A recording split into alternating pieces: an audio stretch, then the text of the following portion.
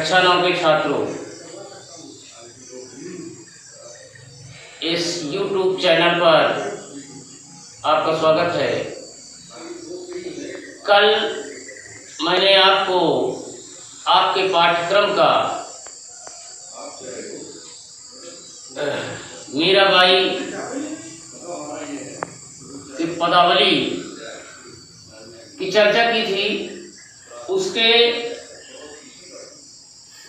3-4 पहले पद के 3-4 लाइन का अर्थ आपको बताया था, और आज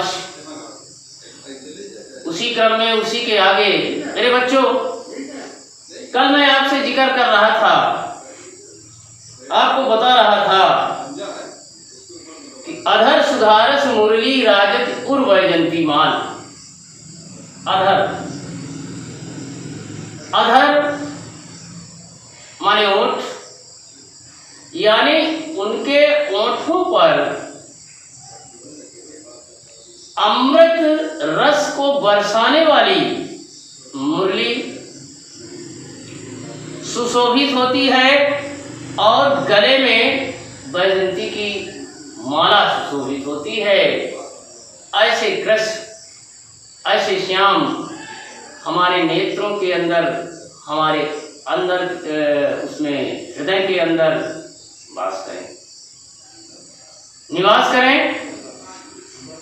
तो छात्रों, मैंने आपको थोड़ा सा जिक्र किया था आपके कोर्स से हट करके कि वैजयंती माल केवल कृष्ण को ही पहनाई गई है, बताई गई है। वो क्या है? मैंने आपको बताया था कि हरी करी और सू करी, कमठी मच्छी ब्याल, खटखट मुक्ता कोई ये सोई वैजयंती माल। ये बताया गया है कि इस वस्तु की वैजयंती माल बनती है। हरी सिंह, करी हाथी, शूकरी जानते हैं आप सुअर, कमठी कमठ मच्छी मछली, ब्याल सर्प। ब्याल का मतलब सर्प होता है। 2 शब्द हैं मेरे बच्चों, ब्याल और ब्याल। एक में मात्रा नहीं है और एक में अंतिम शब्द के अक्षर में छोटी ई की मात्रा है। दोनों का अर्थ अलग है। ब्याल सर्प, ब्याल शिव शंकर। तो इन सब की 6 मोतियां, 6 मणिमुक्ताएं एक में पिरो देने से वैजयंती माला का निर्माण होता है। ये बात आपके पाठ्यक्रम में नहीं है, प्रसंग आने पर बताना पड़ा। तो कल मैंने इसका जिक्र किया था, तो उसमें ब्याल का अर्थ बताना आपको भूल गया था, छूट गया था। तो आज हमने इसको क्लियर किया, बताया आपको। अगली लाइन है, और वो कृष्ण कैसे हैं? क्षुद्र घंटिका कटितट शोभित, और उनके कमर, कटि माने कमर, कमर में छोटी सी घंटी सुशोभित होती है, और नूपुर शब्द रसाल। नूपुर घुंघरू, पैरों में उनके घुंघरू आवाज करते हैं। जब वो चलते हैं तो जो पैरों में पैजनियां, पायल टाप की जो पहने हैं, उनमें जो घुंघरू लगे हुए हैं, वे मीठे मीठे शब्द रसाल, जिन शब्द को सुनने से जी नहीं भरता है, जी नहीं उठता है, ऐसे ऐसे स्वर उन घुंघरू से निकल रहे हैं। तो ऐसे कृष्ण हमारे नेत्रों में और हृदय के अंदर वास करें। ये मीरा की भक्ति प्रेम। अंतिम लाइन है इस पद की, मीरा के प्रभु संतन सुखदाई भक्त बचन गोपाल।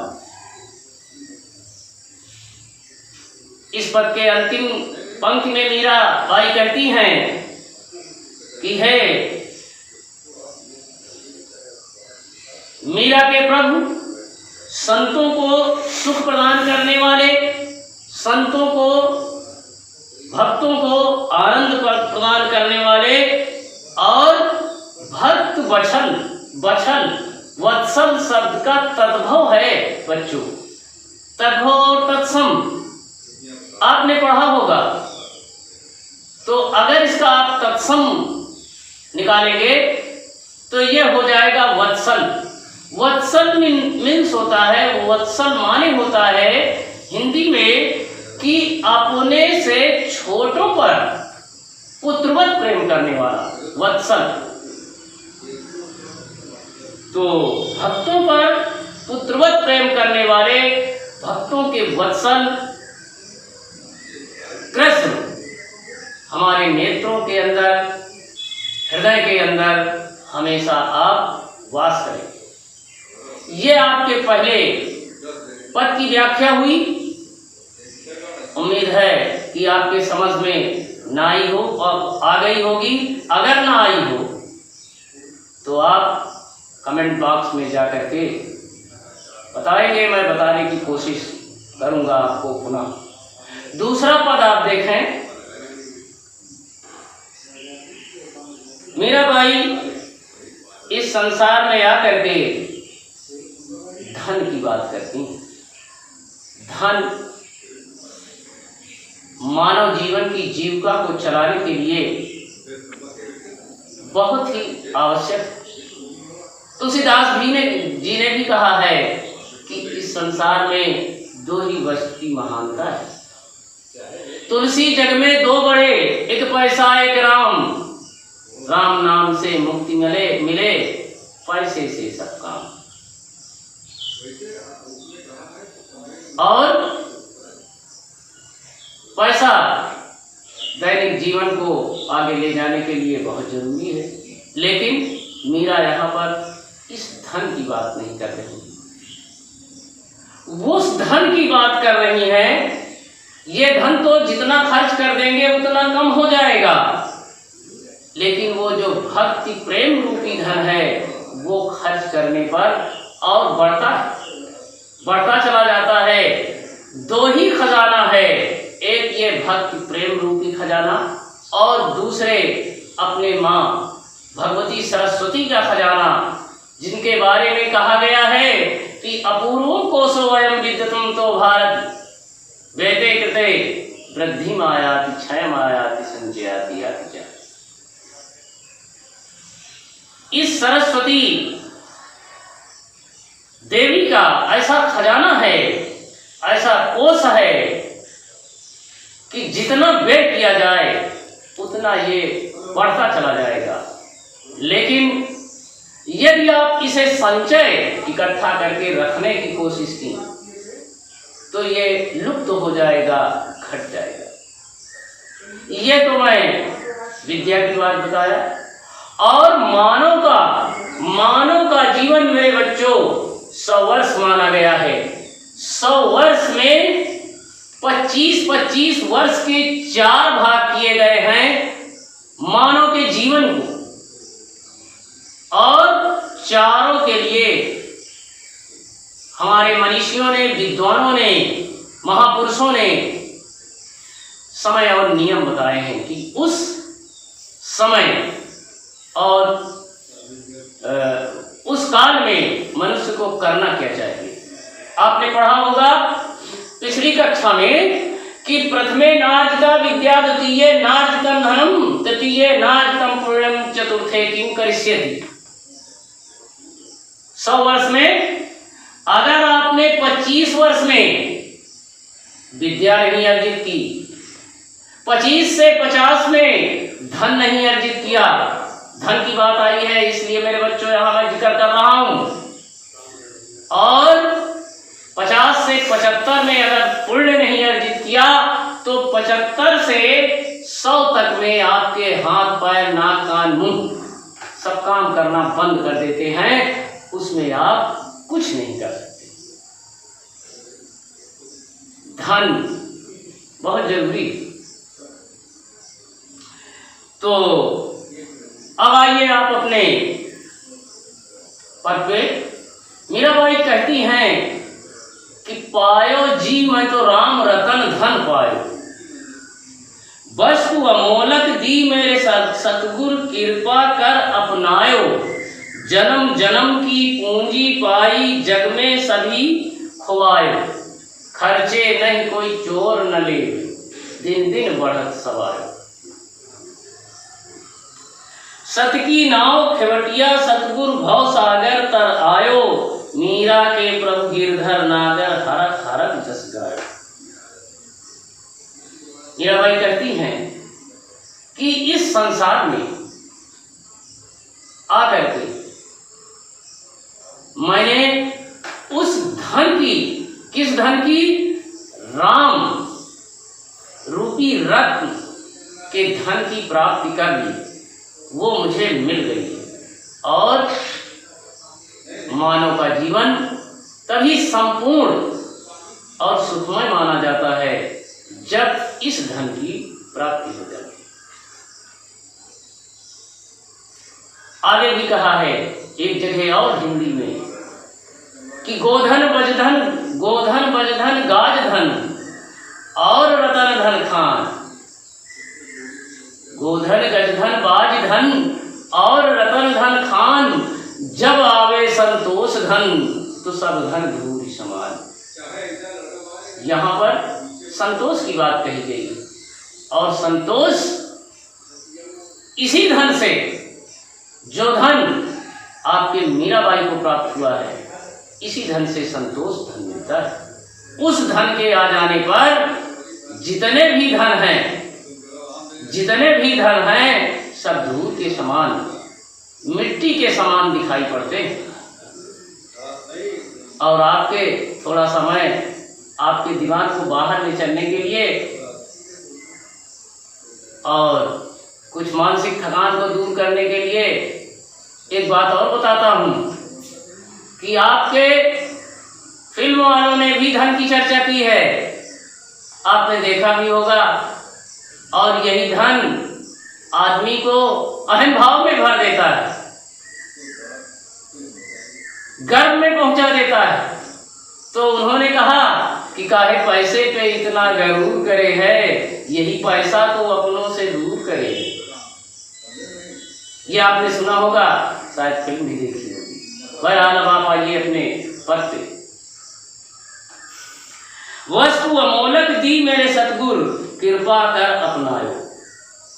ये धन जो मैंने बताया ये भौतिक धन है, लेकिन मीराबाई कहती हैं कि ऐसी वस्तु की प्राप्ति हमें हुई, ईश्वर की कृपा से वो वस्तु हमें मिली जिसका कोई मूल्य नहीं है, अमोलक अमूल्य है, उसकी कोई कीमत नहीं है कि कितनी कीमत हो सकती है, अमूल्य है। और कृपा करके मुझे अपना लिया है, अपना लिया, मुझे अपना बना लिया। मीरा के कहने का मतलब है कि मेरी इस आत्मा की डोर जहां से आई है, ये आत्मा इस शरीर के अंदर प्रवेश लिया है, जहां से आकर के इसका प्रेम उसी परमात्मा से लग गया है। ये सबसे बड़े धन की प्राप्ति की बात मीरा कर रही है मेरे बच्चों। तो कृपा कर अपनायो, उन्होंने कृपा करके मुझे अपना बना लिया है। ईश्वर की बात, कृष्ण स्वरूप ईश्वर की बात मीरा कर रही है। अगली लाइन है, जन्म जन्म की पूंजी पाई जग में सभी खोवायो।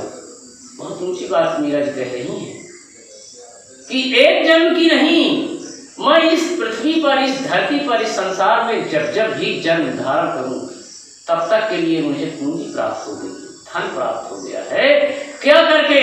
संसार में सब कुछ नष्ट करके, सब कुछ खोने के बाद मुझे इस धन की प्राप्त हुई। तो इसलिए मैं ईश्वर की कृपा को अपने के लिए धन्य मानती हूँ। खर्चे नहीं कोई चोर न लेवे, दिन दिन बढ़त सवायो। विशेषता बताती है मीरा कि इस धन की विशेषता क्या है। ये जो सांसारिक धन है, इसके लिए तो डर है, कहीं आप घरों में रखते हैं तो कहीं बैंक में रखते हैं, लेके चलते हैं तो भी डर रहता है कि कहीं कोई छीना झपटी न करे, कहीं कोई ठगी न करे। लेकिन जिस धन की प्राप्ति मीरा को हुई है, उसकी विशेषता मीरा जी बताती हैं कि खर्चे नहीं कोई चोर न लेवे, यानी ये कभी खर्च नहीं होगा, कम नहीं होगा, इसको कोई चोर चुरा नहीं सकता है। और प्रतिदिन ये सवाया बढ़ता रहेगा। आज अगर ये 1 रुपए के समान है तो कल 1.25 रुपए के समान हो। यानी प्रेम की डोर जो लगी है, आज अगर कम मजबूत है तो ऐसा करने से कल उसमें मजबूती हमेशा आती जाएगी। हम ईश्वर के उस परमात्मा के करीब अपनी आत्मा को पहुंचाते लगाते हुए चले जाएंगे। मीरा के कहने का मतलब यह है। और यहाँ पर मेरा जन्म इस संसार में सार्थक हो जाएगा। दिन दिन बढ़त सवायो, सबकी नाव खेवटिया सतगुरु भव सागर तर आयो। ये जो सांसारिक मोह है, यही भव सागर के समान है। इससे मानव पैदा हो करके और मरते दम तक उबर नहीं पाता है, बच नहीं पाता है। इसी में पैदा होता है और इसी भवसागर के में चक्कर लगाते एक दिन उसके जीवन का अंत हो जाता है और पार नहीं कर पाता है। कबीर ने भी कहा है, आपने पढ़ा होगा कि माया दीपक नर पतंग ब्रह्म इवर पड़न, कह कबीर गुण ज्ञान ते एक आध उपरन। यानी एक आध लोग ऐसे हैं, विरले लोग ऐसे ही हैं जो ईश्वरत्व को प्राप्त करते हैं, ईश्वर के दर्शन को प्राप्त करते हैं। यही है भवसागर। इसी भवसागर में तमाम तरह के मोह, लोभ, ईर्ष्या, द्वेष, ये सब पैदा हो जाता है। और इनसे छुटकारा जब आदमी पाता है, व्यक्ति पा जाता है, तो वो भवसागर को पार कर जाता है। लेकिन इसको पार कर कब सकता है, उसी को मीरा बता रही हैं कि सत की नाव, यानी नाव जो है वो सच्चाई की हो और उसको चलाने वाला सतगुरु ईश्वर हो, तब इस भवसागर से छुटकारा पाया जा सकता है। इस भवसागर से पार हुआ जा सकता है। इस जीवन को, इस नश्वर जीवन को, क्षणभंगुर जीवन को सफल बनाया जा सकता है। मीरा के कहने का मतलब यह है, इस पद की अंतिम लाइन, मीरा के प्रभु गिरधर नागर हरक हरक जल गए। ये सब होने पर, इतना सब कुछ मीरा को प्राप्त हो जाने पर, कृष्ण को वो अपना सब कुछ मानते हुए उनके गुणों को हर्ष प्रसन्न खुश होकर के गान करती हैं, गाती रहती हैं।